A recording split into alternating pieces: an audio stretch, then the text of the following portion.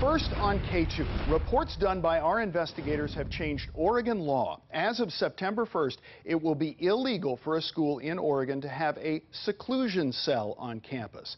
But that doesn't mean they'll all be gone. We've learned Pioneer School still has one and plans to keep it, even though a state lawmaker said she specifically wrote the bill so it would apply to Pioneer. Portland Public Schools says it isn't sure the law applies to them. So in the meantime, it won't put any kids in the seclusion area until it hears from the Oregon Department of Education. But the debate certainly doesn't stop with that one room. And new tonight, K2's Bob High looks at another school that surprised us. Bob, you found a school that's adding an isolation room?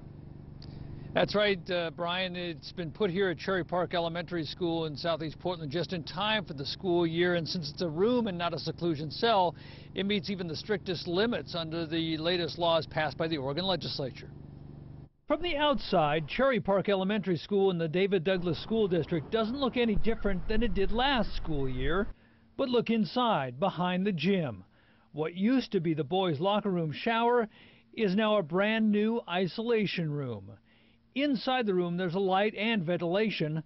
Outside, you can see an observation window next to the room's door. While Oregon's legislature banned seclusion cells after testimony like this earlier in February. Two adults dragging you into a room and locking the door behind you. That legislation still allowed built-in seclusion rooms. Lawmakers wanted to limit those too, but couldn't come up with language that wouldn't also ban other kinds of school rooms. It just says you cannot build these kinds of self-contained, freestanding units. Representative Sarah Gelser sponsored the new legislation. By phone tonight, she said schools adding new isolation rooms like the one at Cherry Park Elementary is a little concerning.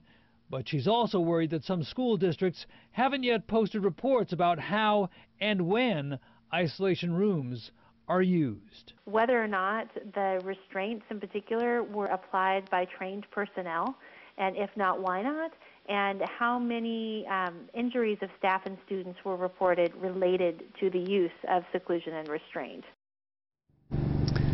And Tigard-Tualatin Schools is one of the districts that has posted their seclusion and restraint statistics. Last year, students were secluded or restrained 161 times. 22 of those students were put in seclusion rooms. That compares to 50 students put in seclusion the year before.